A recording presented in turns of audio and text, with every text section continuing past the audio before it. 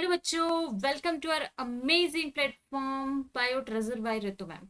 तो bio treasure by Ritu ma'am हमारे channel का नाम है और इंस्टाग्राम आईडी जो है हमारी बायो ट्रेजर बाय रितु है। तो बेटा आज जो हम स्टार्ट करने वाले हैं आपका चैप्टर, वो चैप्टर है आपका cell the unit of life.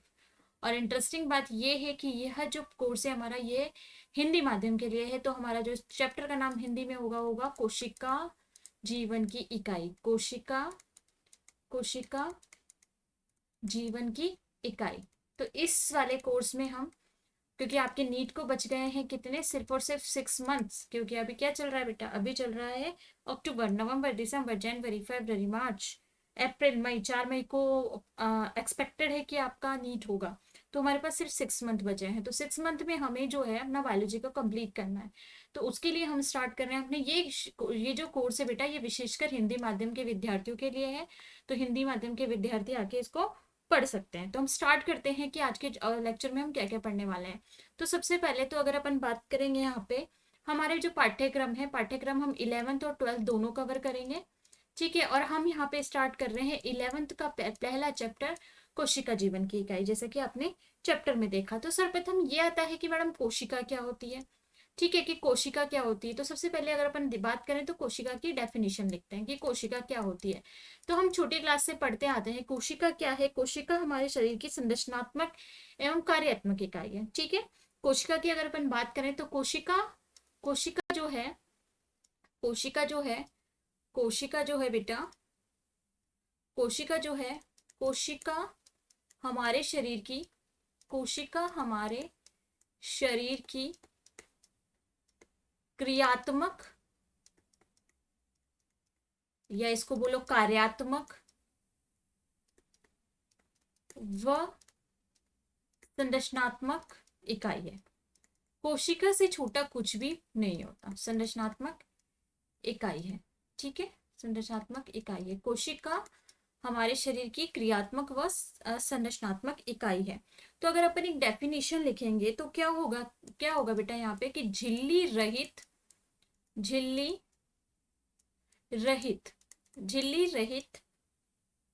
अथवा अथवा झिल्ली रहित अथवा आबद्ध झिल्ली आबद्ध कोशिकांगों का समूह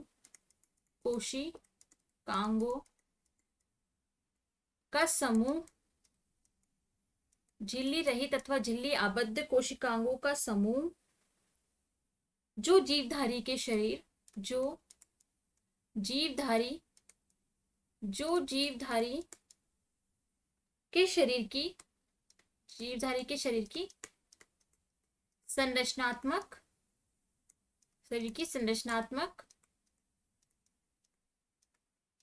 तथा क्रियात्मक इकाई होती है। इसको हमने क्या बोला, इकाई होती है। इसको हमने क्या बोला बेटा, इसको हम बोलते हैं कोशिका। तो सबसे पहले अगर अपन बात करें, कोशिका सबसे छोटी जीवित इकाई है बेटा। कोशिका के बिना हम किसी भी जीवन की कल्पना नहीं कर सकते। तो कोशिका को हम क्या बोलेंगे, कोशिका कोशिका सबसे छोटी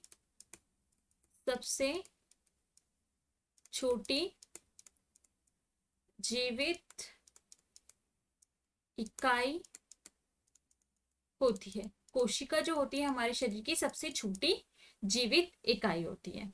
तो कोशिका के अगर बारे में अगर हमें पता हो तो कोशिका हमारे शरीर की संरचनात्मक व कार्यात्मक इकाई है, सबसे छोटी इकाई है। अगर एक नॉर्मल सी डेफिनेशन देखेंगे तो झिल्ली रहित तथा झिल्ली आबद्ध कोशिकाओं का समूह जो जीवधारी के शरीर की संरचनात्मक तथा क्रियात्मक इकाई होती है। ठीक है, उसको हमने कोशिका कहा। उसके बाद अगर अपन बात करें, कोशिका से छोटा कोई अस्तित्व नहीं संभव है। तो कोशिका को जो होता है बेटा, कोशिका को उसके आकार के आधार पर, कोशिका को कोशिका को कोशिका को आकार नहीं, उसकी संख्या के आधार पर, सॉरी। ठीक है, कोशिका को, यहाँ पे हम कलर अच्छा लेते, इरेजर वे लेते यूज करते हैं। कोशिका को उसकी संख्या के आधार पर, ठीक है, कोशिका को कोशिका को कोशिका को उसकी संख्या के आधार पर दो भागों में विभाजित किया गया है। कोशिका को उसकी संख्या के आधार पर दो भागों में विभाजित किया गया है, ठीक है ना। जब अगर कोशिका एक है, सिर्फ एक कोशिका है, तो हम उसको क्या बोलेंगे, एक कोशिकीय जीव। ठीक है, कोशिका की संख्या एक है, कोशिका 1 इन नंबर है, तो हम उसको बोलेंगे एक कोशिकीय जीव। ठीक है, क्या बोलेंगे, एक कोशिकीय जीव। अगर कोशिका की संख्या एक से ज्यादा है तो हम उसको क्या बोलेंगे, बहुकोशिकीय जीव। क्या बोलेंगे, बहुकोशिकीय जीव। कोशिका की संख्या एक है तो हम उसको एक कोशिकीय जीव बोलेंगे, और जो एक से ज्यादा है तो हम उसको बहुकोशिकीय जीव बोलेंगे। ठीक है बेटा। उसके बाद हम बात करते हैं यहाँ पे एक कोशिकीय जीव में। तो एक कोशिकीय जीव का मतलब है कि जो एक कोशिका से निर्मित होगी। एक कोशिकीय जीव जो एक कोशिका से निर्मित होगी, एक कोशिका से निर्मित जो होगी उसे हम बोलेंगे एक कोशिकीय जीव। ठीक है।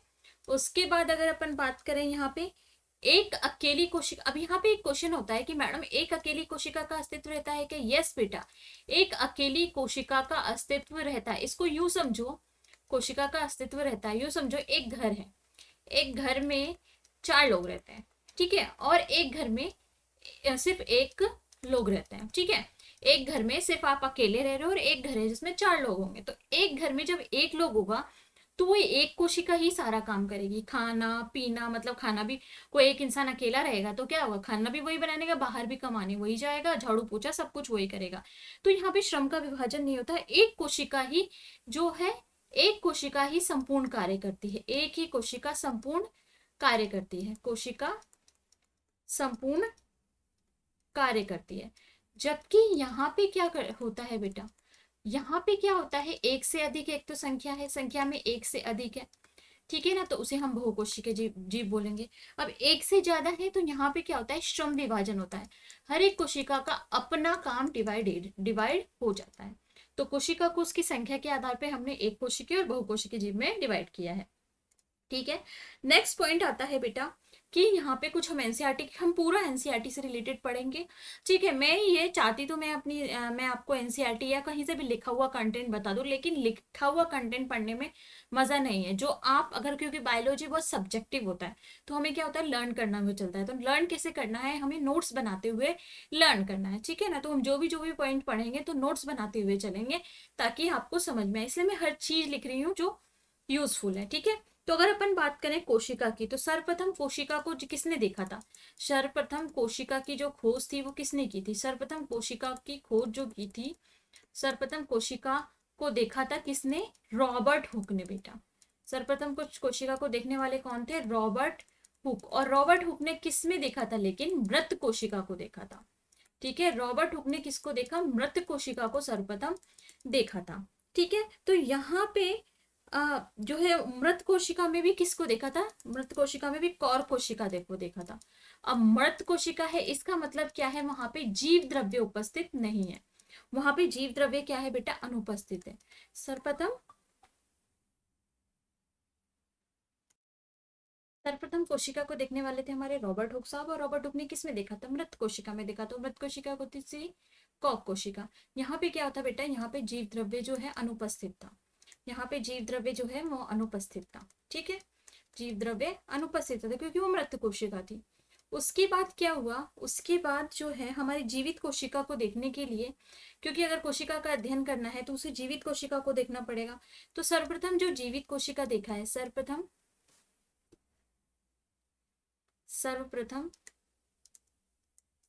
अगर अपन बात करें जीवित कोशिका को जिसने देखा, जीवित कोशिका को जिसने देखा वो कौन थे, तो सर्वप्रथम जीवित कोशिका को देखने वाले कौन थे बेटा, वो थे एंटोन वॉन ल्यूवेनहॉक। कौन थे वो, एंटोन वॉन ल्यूवेनहॉक। इन्होंने सर्वप्रथम जो है जीवित कोशिका देखा, जिसमें क्या उपस्थित था, जिसमें जीव द्रव्य उपस्थित था, जीव द्रव्य उपस्थित था। ठीक है, इस तरीके से कोशिका का अगर खोज हुआ, तो आपसे पूछा जाता है कि नीट में क्वेश्चन होता है कि कोशिका को सर्वप्रथम खोज किसने की थी, और हम बोलते हैं रॉबर्ट हुक ने, लेकिन रॉबर्ट हुक ने किस में देखा था, मृत कोशिका में। जीवित कोशिका को सर्वप्रथम देखने वाले एंटोन वॉन ल्यूवेनहॉक थे। ठीक है, उसके बाद आता है इलेक्ट्रॉन सूक्ष्मदर्शी से देखा था इन्होंने। इलेक्ट्रॉन सूक्ष्मदर्शी की खोज भी यहीं पे हुई थी, एनसीईआरटी में लिखा हुआ है आपके। तो इलेक्ट्रॉन सूक्ष्मदर्शी को भी इसी, इलेक्ट्रॉन सूक्ष्मदर्शी भी यहाँ पे ही देखा गया। तो इलेक्ट्रॉन सूक्ष्मदर्शी जो होता है, इलेक्ट्रॉन सूक्ष्मदर्शी का उपयोग किस चीज में करते हैं, यह इसकी आवर्धन क्षमता क्या होती है बेटा, इसकी आवर्धन क्षमता जो होती है वो अधिक होती है, आवर्धन क्षमता अधिक होती है इसकी, ठीक है। तो आवर्धन क्षमता अधिक होने के कारण इसमें जो क्या होते हैं, कोशिका और कोशिकांग, आवर्धन क्षमता अधिक होने के कारण कोशिका और कोशिकांग अधिक स्पष्ट रूप से दिख सकते हैं।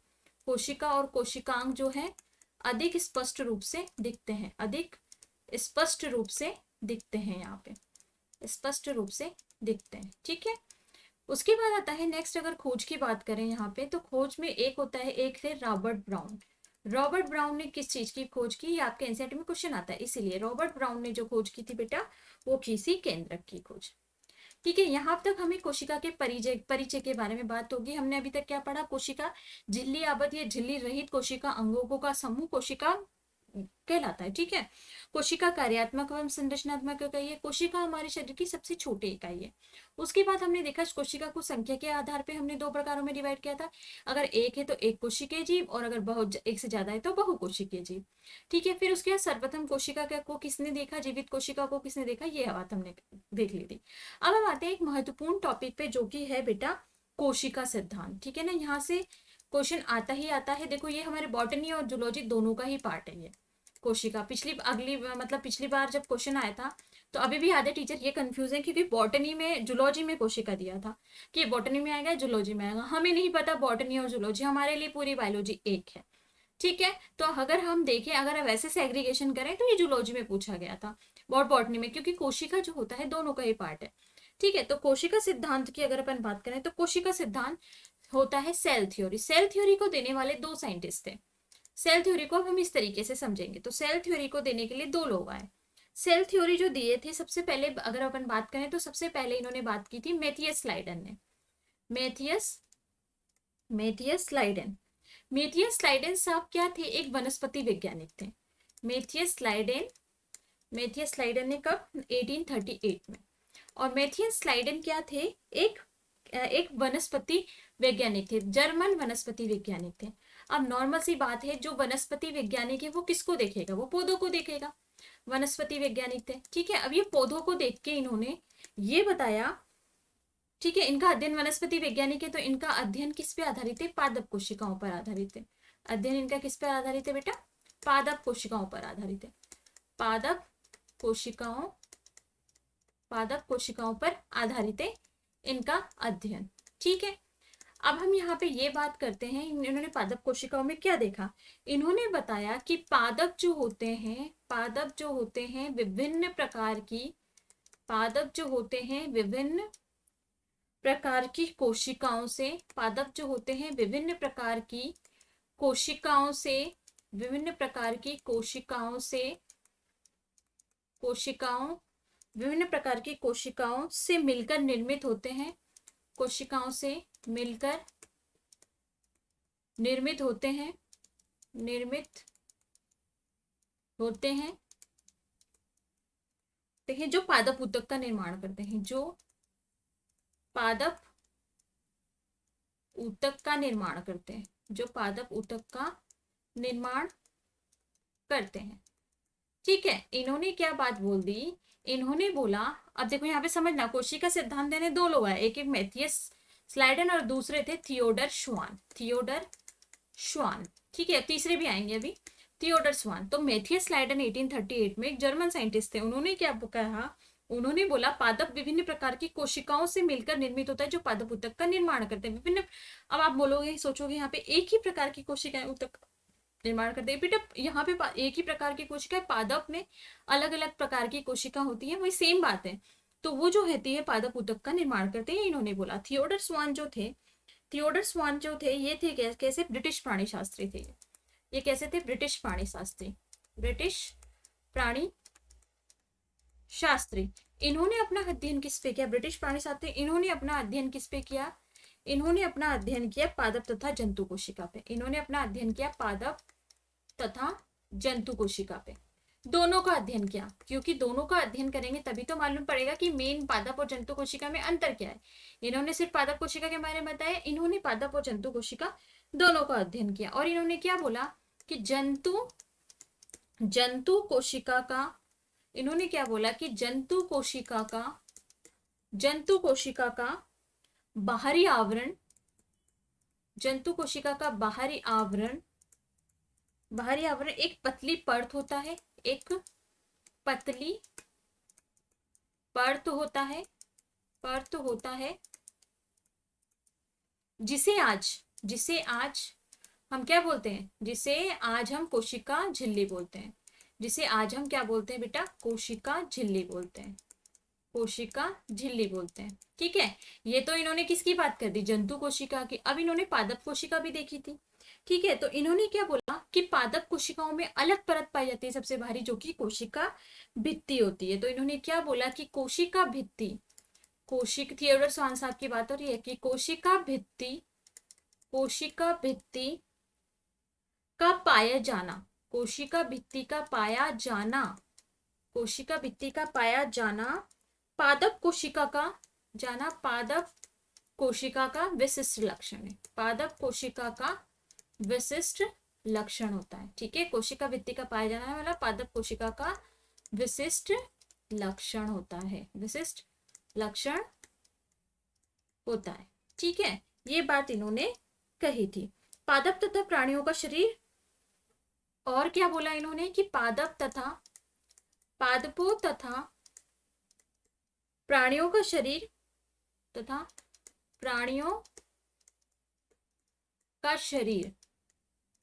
पादप तथा प्राणियों का शरीर कोशिकाओं एवं उनके उत्पाद से बनता है। शरीर कोशिकाओं एवं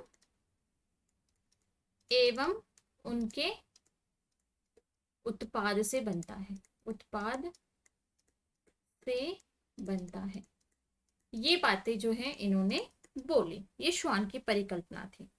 ठीक है, अब ये कोशिकाओं उनके उत्पाद, अब उनके उत्पाद क्या होते हैं, ऊतक ही तो आगे जाके बनता है, कोशिकाओं का समूह तो ऊतक बनाता है। ठीक है, तो ये कोशिका सिद्धांत की परिकल्पना थी कि पादप तथा प्राणियों का शरीर जो है कोशिकाओं एवं उत्पाद करे उनके उत्पाद से बनता है। ये क्या है बेटा, ये श्वान की परिकल्पना, इसको अपन श्वान की परिकल्पना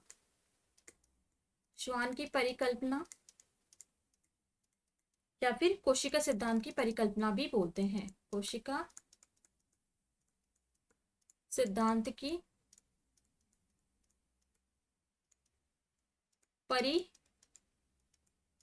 परिकल्पना भी बोलते हैं। ठीक है, तो यहां से थियोडर स्वान और इन दोनों ने ये वाली बात बोल दी।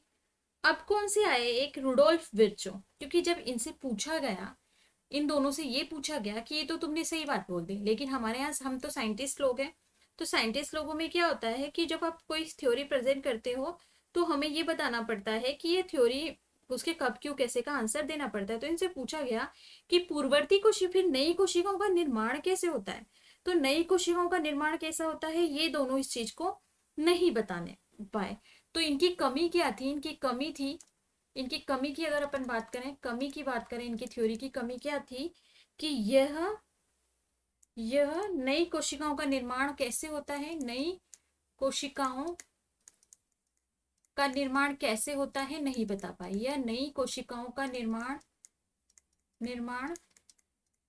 कैसे होता है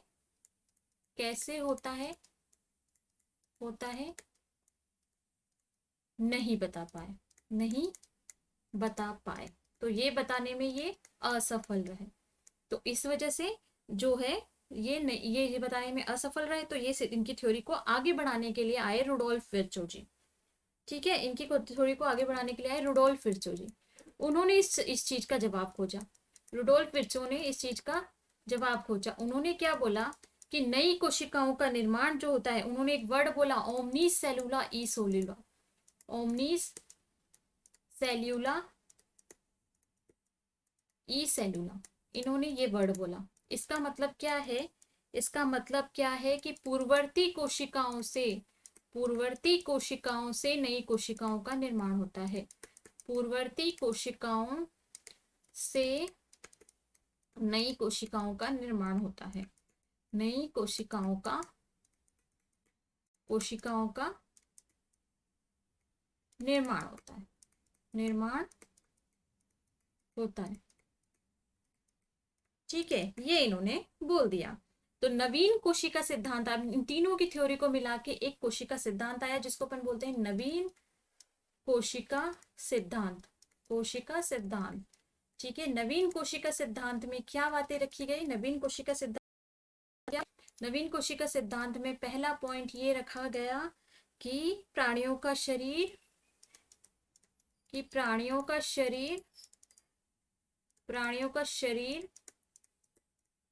का शरीर कोशिका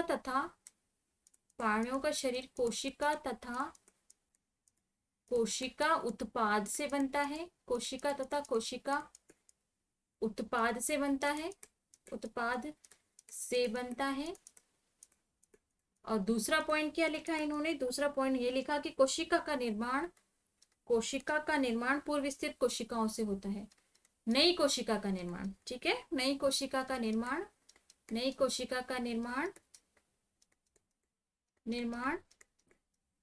पूर्व स्थित कोशिकाओं से होता है।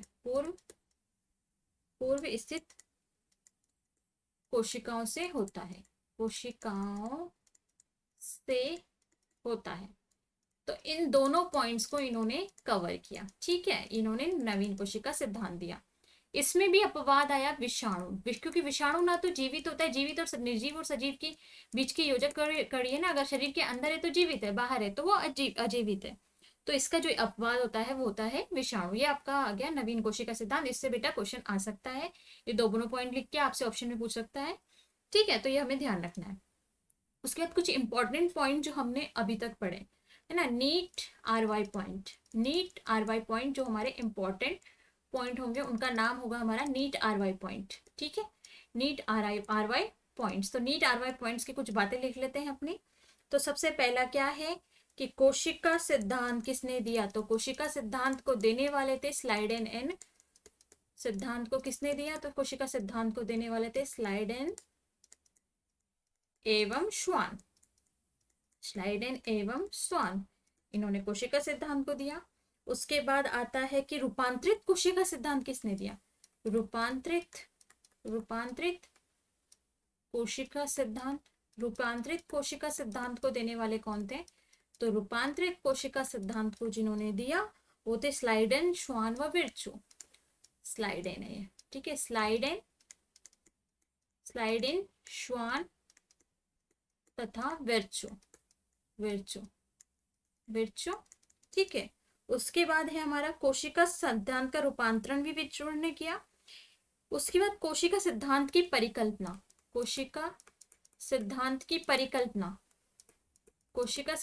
परिकल्पना किसने दी?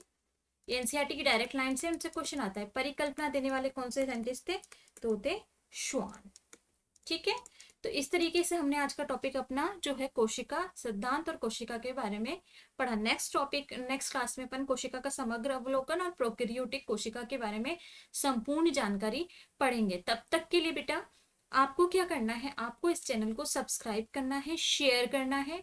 शेयर उन लोगों को करना है, देखो हिंदी मीडियम में अपने पास बहुत कम कंटेंट अवेलेबल है, तो हिंदी मीडियम में आपको वैलिड सारी चीजें जो नीट में आती है वो सारी चीजें कवर कराई जाएंगी। आपके पास 6 मंथ है तो हिंदी मीडियम के मैं आपको प्रैक्टिस शीट्स भी दे दिया करूंगी, ठीक है। तो हम हिंदी पॉइंट की सारी चीजें, हिंदी मीडियम की सारी चीजें बायोलॉजी में, जूलॉजी और बॉटनी करने वाले हैं, तो आपको घबराने की बिल्कुल जरूरत नहीं है। मैं पूरा चैप्टर और इसी तरीके से पढ़ेंगे हम, ताकि आप नोट्स बना सको, आपको चीजें समझ में आ सके। तो जो नीडी है उनको बेटा शेयर करना, लाइक करो, फॉलो करो, सब्सक्राइब करो अगर आपको अच्छा लगता है तो, ठीक है। और हमारे इंस्टाग्राम पे भी वहाँ पे भी कंटेंट अवेलेबल है थोड़ा, तो आप वहाँ को उसको भी फॉलो कर सकते हो। तो धन्यवाद, थैंक यू। मिलते हैं नेक्स्ट लेक्चर में। तब तक के लिए पढ़ते रहिए, स्वस्थ रहिए, मस्त रहिए, खुश रहिए।